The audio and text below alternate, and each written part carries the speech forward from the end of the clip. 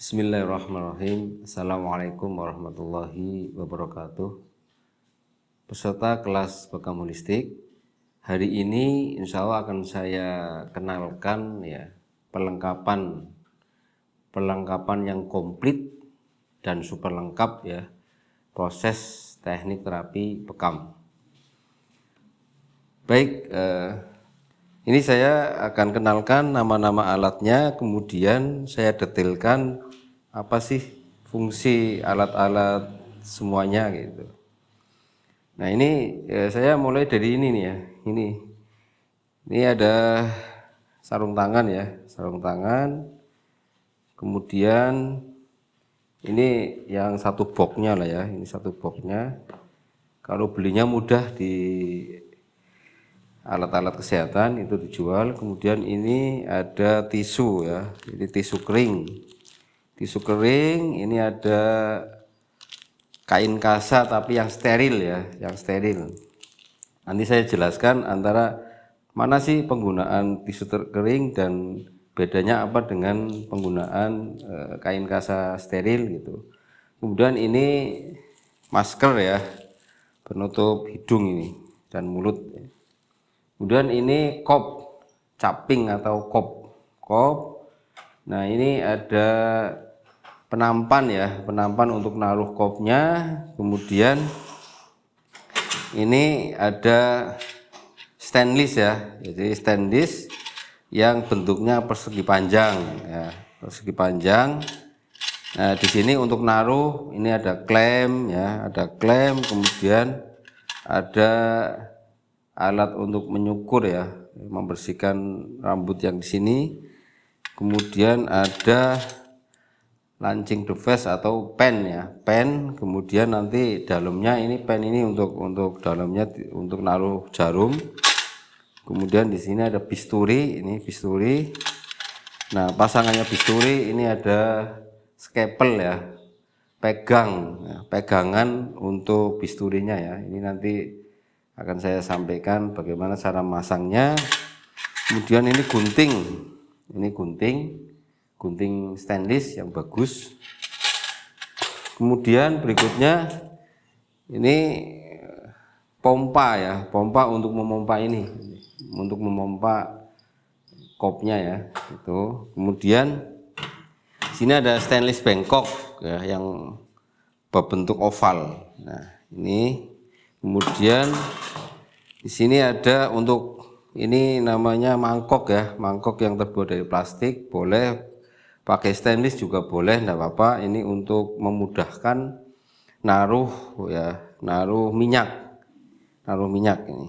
Nah minyaknya nanti ada yang untuk minyak pertama untuk oles ya, ini yang bersifat hangat ya. Ini ada minyak bersifat hangat, yang satunya minyak zaitun untuk sebagai pelicin saja.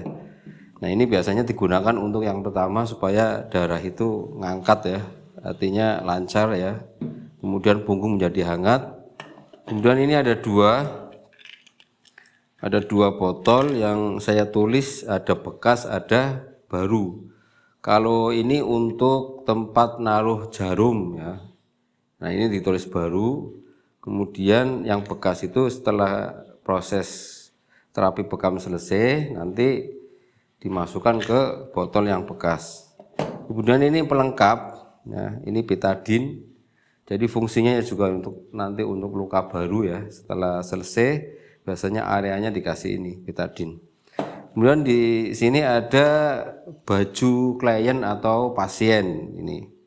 Ini baju klien atau pasien itu bentuknya yang sini itu rapat ya, untuk menutup aurat ya. Biasanya auratnya laki-laki kan sampai pusar ya, biar ketutupan ya itu ketika baju itu dibuka. Nah yang belakang itu dia terbuka itu. Kemudian ini ada dua jenis ya, namanya celemek ya, seperti orang masak itu kan ada kain ya, kain untuk biar tidak ini apa, kalau di dapur itu kan untuk supaya minyak apa itu bisa tertahan di itu celemek tadi lah. Ini bekam juga penting ya, ini yang bentuknya plastik, ini juga plastik tapi sudah dibikin sedemikian rupa. Kalau ini plastik yang simple lah, paling ini penggunaannya biasanya berapa kali saja sudah dibuang ya. Kalau ini bisa disterilkan lagi, baru bisa dipakai sampai kondisinya udah rusak, baru diganti yang baru. Kemudian di sini ada tempat rendaman ya. Ini terbuat dari plastik ya. Ini untuk rendaman. Kemudian ada semacam sunlight ini, sunlight. Kemudian ini sejenis backlin ya atau proklin yang intinya dia pemutih ya, pemutih supaya untuk rendaman itu kumannya bisa mati. Ini ada spon atau busa. Busa lah, ini rak untuk meniriskan ketika kopnya itu sudah direndam kemudian dicuci dengan sunlight baru nanti ditiriskan di sini. Kemudian ini ada tempat sampah ya, tempat sampah. Baik, pertama saya akan jelaskan fungsi detailnya ya. Jadi manfaatnya ya, kegunaannya ya. Pertama dimulai dari perlindungan diri seorang terapisnya ini ya. Jadi di sini ada pertama, nah kita ini masker ya, ini masker. Ini kalau nanti untuk ditaruh di tempat kliniknya, ruang klinik, sebaiknya dimasukkan ke plastik ya, plastik yang bening kayak gini. Jadi ketika ada debu apa ini aman ya. Nah ini sekalian saya pakai ya, ini saya pakai, cara makainya begini. Nah ini kayak gini. Jadi supaya kalau ada proses bekam ini kemudian darahnya itu kan kadang-kala yang hitam itu kan baunya tidak enak gitu lah. Ini untuk mencegah ya, mencegah ya. Kemudian ada celemek ya, ini bisa, ini celemek yang putih aja ya, ini contoh. Nah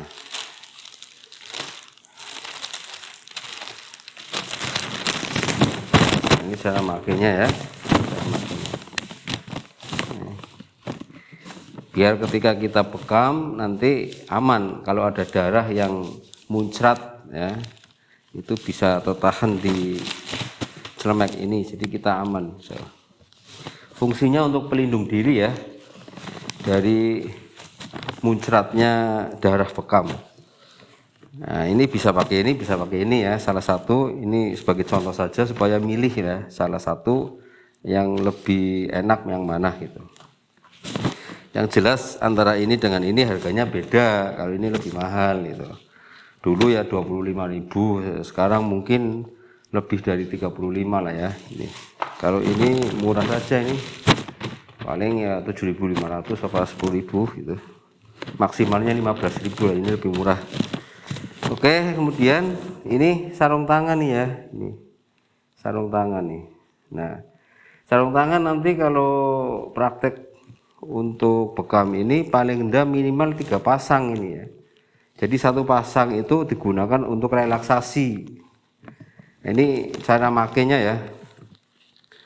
Ini urgen dan hukumnya wajib ini ya, karena hari ini penyakit sudah begitu macam-macamnya jenisnya ya, penyakit bahaya, penyakit menularnya.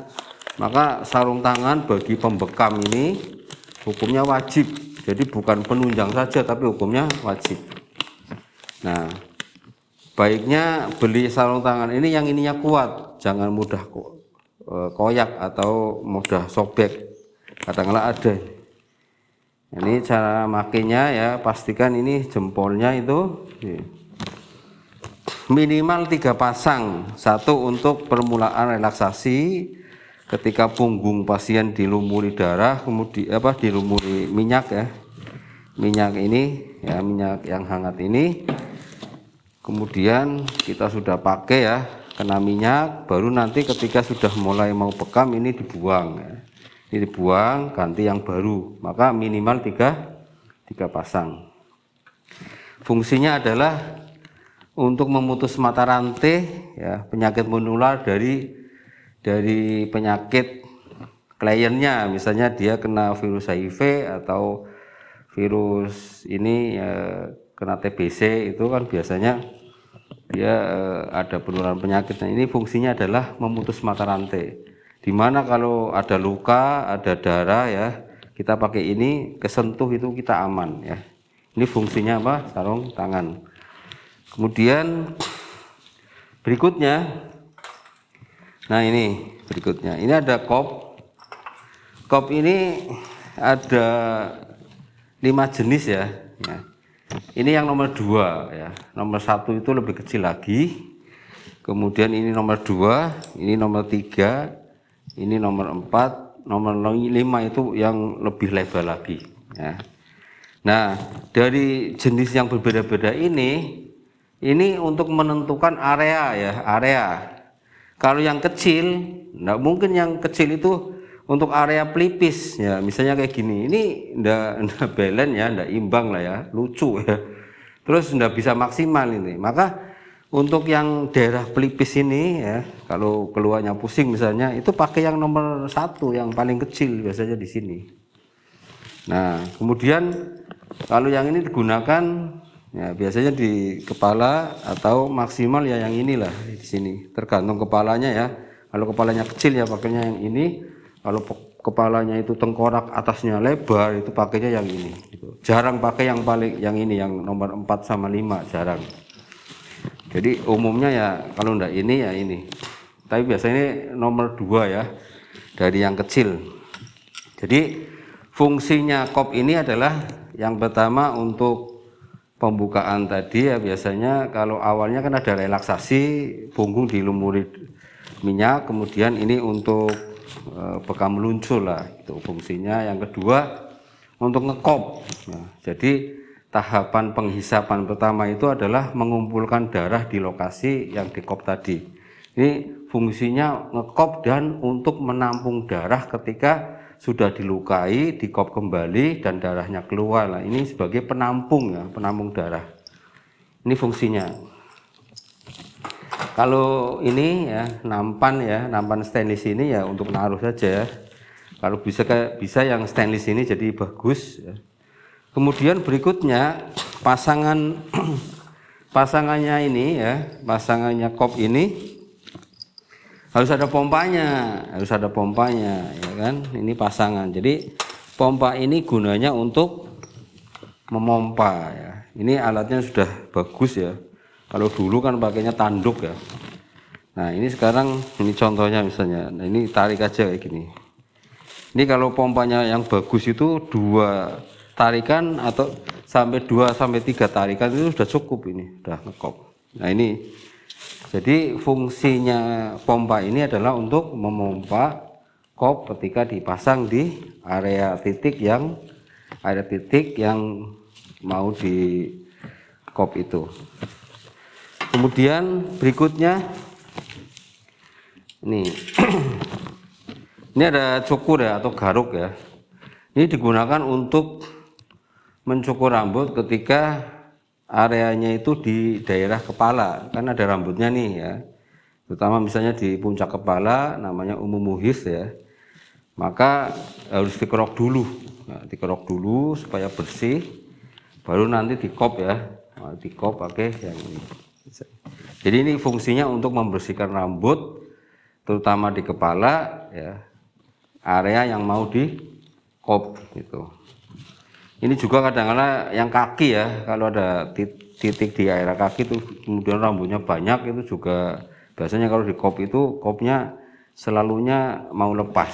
Nah, itu bisa ini digunakan untuk mencukur rambut yang ada di daerah kaki, tapi tidak semua orang itu punya rambut yang di kaki tebel ya, ini catatan saja ya. Jadi fungsinya adalah untuk mencukur rambut. Nah, kemudian gunting ini sebelum dikerok ya, ini juga pakai gunting dulu ya. Jadi rambut yang panjang biasanya dipotong-potong dulu ya. Nah, baru untuk yang membersihkan yang ini ya. Jadi ini melengkapi. Nah, gunting ini adalah untuk memotong rambut pertama, nanti cukur ini digunakan untuk membersihkan sampai dia halus dan licin. Jadi benar-benar ketika di kop itu kopnya maksimal ya, ngekopnya itu. Kemudian di sini ada bisturi ya. Bisturi ini ada dua macam. Ini yang wadahnya agak ini putih saja ya. Kalau ini agak biru ininya, biru. Nah, ini pasangannya harus pas ya standarnya. Kalau scalpel ini nomornya 3 ya, nomornya 3. Nah, ukuran ketajaman bisturi ini khusus untuk bekam itu adalah nomor 15 ya. Karena kalau selain nomor itu biasanya dia terlalu tajam itu. Kalau untuk menoreh itu biasanya lebih dalam lagi itu bahaya. Maka yang paling tepat insya Allah ya, ini adalah yang ukurannya nomor 15 ya. Kemudian berikutnya nanti pilihan ya. Jadi klien itu biasanya dia milih mau pakai jarum apa pakai sayatan ya. Kalau pakai sayatan atau saltoh biasanya pakai bisturi dengan gagalnya yaitu scalpel. Nah, kalau pakai jarum ini pakai pennya ini ya, namanya lancing device atau pen bekam ya, pen bekam. Ini pasangannya dengan jarumnya ini ya. Nah, ini ya, ambil botol yang tulisannya baru. Kemudian kita ambil salah satu. Nah, ini caranya. Nah, ini dimasukkan kenceng ya. Baru ininya dipuntir ke kiri ya, dilepas ya. Ini jangan dibuang ya, tetap ditaruh di sini. Karena kalau bekam sudah selesai itu biasanya ininya untuk dilepas kemudian ditunjukkan lagi itu lebih aman ya. Karena ini tajam bahaya. Kemudian ini ditutup. Maka fungsinya pen atau lancing device ini adalah untuk menaruh jarum ya, untuk menaruh jarum. Nah, fungsinya jarum yang sudah saya pasang tadi adalah untuk melukai ya. Seperti halnya fungsinya pisau bisturi untuk melukai. Nah, ini nanti penggunaannya jangan ini ya, lurus. Karena kalau lurus biasanya lebih dalam. Walaupun ini sudah di setting ya, tapi biasanya lebih dalam dan lebih apa ini? Dia lebih tajam, rasanya lebih sakit. Tapi miring ya, miring 45 derajat nanti seperti orang tawaf ya, kayak kiri ya, jalannya seperti orang tawaf ya, jadi arahnya ke kiri kayak gitu. Nah, ini macam-macam, ada yang bentuknya plastik, ada yang besi kayak gini, tapi insya Allah yang paling awet ya yang besi model kayak gini. Besi pun nanti ada beberapa item yang produk gagal itu biasanya besi tapi yang tepinya tidak lubang, tapi satu lubang saja di tengah itu biasanya cepat rusak. Itu sudah berkali-kali dan teman-teman pembekam itu sudah pada mengeluh lah. Artinya yang jenis besi yang modelnya kayak gitu, yang satu lubang tengah saja itu cepat rusak. Tapi yang lubangnya 2 ya, atau ada lubang lagi yang di tepinya 1 itu awet banget. Saya juga punya beli dari 2008 sampai sekarang itu masih bisa dipakai. Bayangkan itu puluhan tahun lebih itu ya, awet banget gitu. Ini ya. Kemudian berikutnya, nah ini nampan ya, ada yang bentuknya melebar ini berarti untuk naruh ya. Anda untuk naruh ini kopnya, kemudian ada yang bentuknya lebih kecil. Nah, ini ya yang kecil kayak gini ya untuk naruh lancing device atau pen, kemudian scalpel, kemudian gunting ya, gunting itu untuk naruh gunting. Kemudian ini yang agak lebar itu untuk naruh pompanya. Jadi jangan dicampur. Kalau bisa ya ini untuk kopnya ya khusus untuk kop, kemudian untuk pompanya ya satu. Artinya khusus untuk naruh pompa. Jadi rapi ya, kelihatan Pak, rapi. Nah, ini digunakan ya, kalau stand di sini digunakan ya, untuk naruh yang belum dipakai ya. Kalau yang bengkok ya ini, yang bentuknya oval ini digunakan untuk setelah dipakai ya. Jadi misalnya kop ini pompa ini sudah digunakan, taruh di sini. Ya. Kalau ini sudah di awal steril, naruhnya kayak gini boleh, tapi biasanya kalau digunakan ini naruhnya mulutnya jangan mengenai ini ya, tapi di kayak gini. Nah ini misalnya kop ini sudah dipakai, ditaruh di sini, tapi jangan ditengkurapkan. Nah, ini bedanya ya, kalau belum dipakai, ini masih steril ya, ini bisa tengkurap, tapi kalau sudah dipakai, ini naruhnya mulutnya harus terbuka kayak gitu.